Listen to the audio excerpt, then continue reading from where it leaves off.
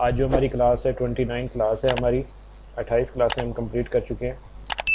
और आज हमने डिस्कस करना है कुछ एलिमेंटर से रिलेटेड जॉब्स। जैसे आपको मैं हेडर और फुटर बहुत अच्छी तरह से पढ़ा चुका हूँ, बाकी भी चीज़ें काफ़ी हम कवर कर चुके हैं। तो ये कुछ जॉब्स हैं मेरे पास जो मैंने आपको ग्रुप में भी शेयर की थी। तो इसमें आप देखें WordPress theme header help for analytics, ठीक है।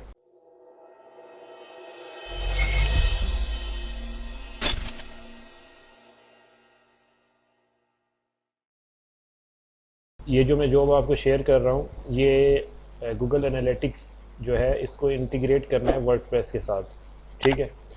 तो जो वर्डप्रेस की वेबसाइट है उसमें इंटीग्रेट करने के लिए आपको ये सारी इसने जो उनकी नीड है डिस्क्रिप्शन दिया हुआ है। तो इस मैसेज को अगर आप गौर से पढ़ें तो ये आपको कह रहे हैं कि जो गूगल एनालिटिक्स है उसका ट्रैकिंग कोड जो है, तो इसमें आपने क्या करना है, जो गूगल एनालिटिक का कोड है, ठीक है, ट्रैकिंग कोड होगा।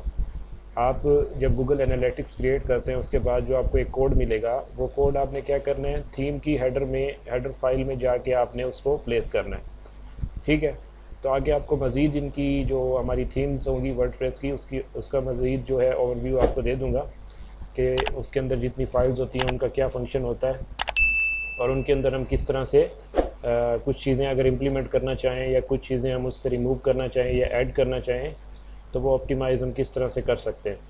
तो इन शॉर्ट ये कि इस जॉब में सिर्फ इतना ही काम है आपका कि आपने जो गूगल एनालिटिक्स का कोड है वो आपने हेडर फाइल जो है उसके अंदर जाके इंटीग्रेट करना है। और वो आपको क्या कह रहे हैं कि मैं अप्रिशिएट करूँगा अगर आप मुझे step by step written instruction दे दें, ठीक है। अगर आप मुझे लिख कर दे दें तो मैं खुद ही अप्लाई कर लूँगा, ठीक है। तो नेक्स्ट उन्होंने रिक्वायरमेंट लिखी है कि मेरे पास कोई एक्सपीरियंस नहीं है editing WordPress theme files, okay. उनका एक्सपीरियंस है, जो क्लाइंट हैं वो क्या कह रहा है कि मेरे पास वर्डप्रेस थीम फाइल्स की एडिटिंग का एक्सपीरियंस नहीं है, सो गाइडेंस विल बी अप्रिशिएटेड।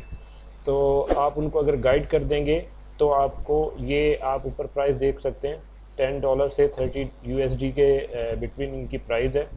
तो जहाँ पर भी ये बिड्स होंगी, बिड्स पे जहाँ भी आपको अवार्ड होता है प्रोजेक्ट 20 पे हो, 25 पे हो, $30 पे हो, तो ये आपका एक 10 to 20 मिनट्स का काम भी नहीं है, ठीक है।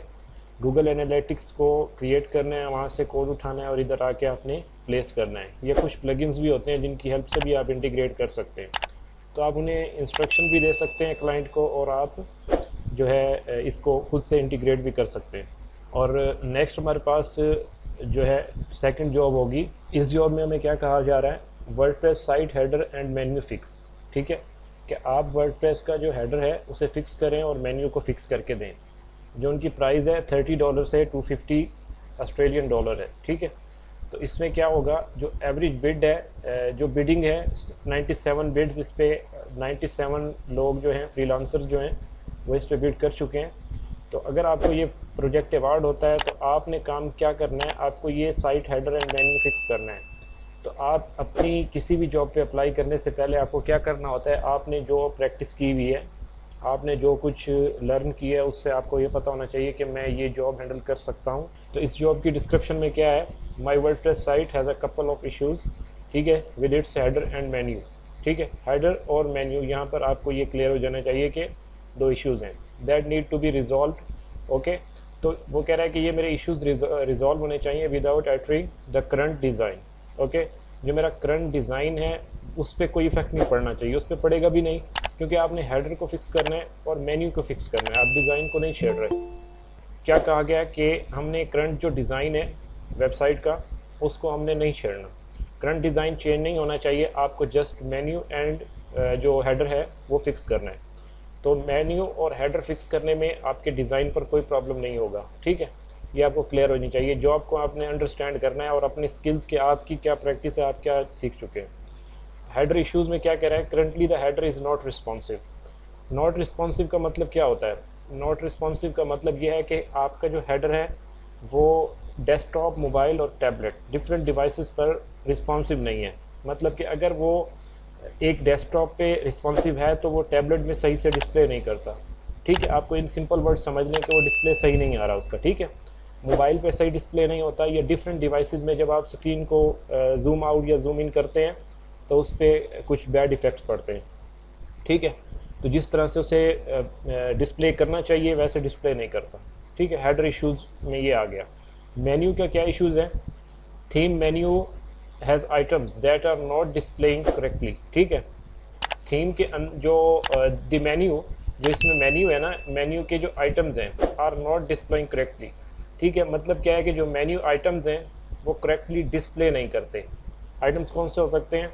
जो मैंने आपके ऊपर मेन्यूज़ दिखाए थे, होम, अबाउट, कॉन्टेक्ट्स वगैरह वगैरह, ये जो है ये मेन्यूज़ हैं, ठीक है। ये करेक्टली डिस्प्ले नहीं करते। अच्छा, नेक्स्ट हमारे पास क्या है? There are also problems with the drop downs, ठीक है। ड्रॉप डाउन्स क्या हैं? ड्रॉप डाउन्स का मतलब जब आप एक मेन्यू पर क्लिक करते हैं, नीचे जो ड्रॉप डाउन मेन्यू ओपन होता है वो जो है सही से डिस्प्ले नहीं करता। इट मीन्स कि ड्रॉप डाउन मेन्यू जो एडजस्ट हुआ है उसमें कोई प्रॉब्लम है।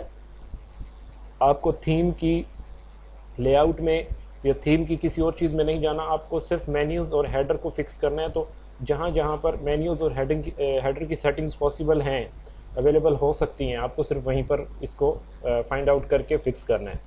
I need professional who can address these issues effectively, please ensure that the current design of the header, आगे वो क्या कह रहा है? Please ensure that the current design of the header and the menu is retain, ठीक है। और next आपको क्या कह रहा है? Skills and experience in WordPress, CSS and responsive design are crucial for this project. तो ये बिल्कुल इजी जॉब है, ठीक है।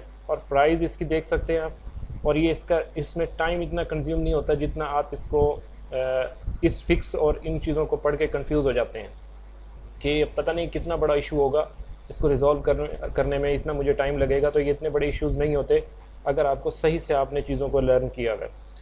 तो अब हम चलते हैं थर्ड जॉब की तरफ।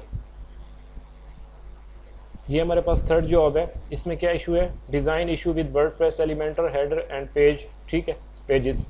तो इसमें क्लाइंट क्या कह रहा है? Website created with Elementor pro, ठीक है। तो एलिमेंटर प्रो में वेबसाइट क्रिएटेड है, इट मीन्स कि आपको एलिमेंटर प्रो का एक्सपीरियंस होना चाहिए, बहुत सिमिलर। एलिमेंटर फ्री और एलिमेंटर प्रो में सिर्फ डिफरेंस ये हो जाता है कि उसमें कुछ आपको एक्स्ट्रा फीचर्स मिल जाते हैं जो आप यूज़ करते हैं। डेफिनेटली उनकी प्रैक्टिस होना ज़रूरी है, लेकिन ये है कि आपको ये समझ होनी चाहिए कि एलिमेंटर प्रो और एलिमेंटर फ्री ये कोई दोनों डिफरेंट नहीं है कि उसकी जो लेआउट और उसके अंदर जो वर्क करने का प्रोसेस होगा वो डिफरेंट होगा और एलिमेंटर फ्री में डिफरेंट है, ऐसा नहीं है। जो प्रैक्टिस आपकी एलिमेंटर फ्री में रहेगी वही आपकी एलिमेंटर प्रो में रहेगी। सिर्फ उसके अंदर कुछ एडवांस चीज़ें आपके पास अवेलेबल होती हैं, उनका यूज़ सीखना है। कंफ्यूज नहीं होना कि एलिमेंटर प्रो और एलिमेंटर फ्री क्या है, उसमें सिर्फ और सिर्फ एडवांस चीज़ों को सीख रहा है। आगे क्या कह रहा है? Need to fix header designs, okay, header का डिज़ाइन फिक्स करना है। Also develop new pages with Elementor, Elementor के साथ आपने पेजेस क्रिएट करने हैं, ठीक है। और some custom HTML blocks as well, कुछ कस्टम HTML के ब्लॉक्स भी इंटीग्रेट करने हैं वहाँ पर, जैसे हम सेक्शंस इंटीग्रेट करते हैं एलिमेंटर में। तो ये जॉब है और इसका आप रेट देखें, ये आपको जो एवरेज बिड यहाँ पर मिल रही है 40 बिड्स हो चुकी हैं और जो एवरेज बिड है वो 581, ठीक है, इंडियन रुपीज़। तो अगर हम पाकिस्तानी इसको कन्वर्ट करें तो ये तकरीबन कोई अप्रॉक्सीमेटली ये 1500 या 1800 1600 के दरमियान जाके बनेगी, ठीक है। ये पर आवर है, ये एक वन टाइम की नहीं है, ये फी घंटा जॉब है। आपको पर आवर में ये पैसे मिलेंगे इस जॉब को करने पर, ठीक है। तो ये बेसिक जॉब है, ये हम पढ़ चुके हैं। तो आज हम अभी शुरू करने लगे हैं एलिमेंटर की कुछ और मज़ीद इन डेप्थ चीज़ें देखते हैं कि किस तरह से हम इसको कवर कर सकते हैं। एलिमेंटर की एक एक 1 बाई 1 छोटी से छोटी चीज़ भी देखेंगे हम।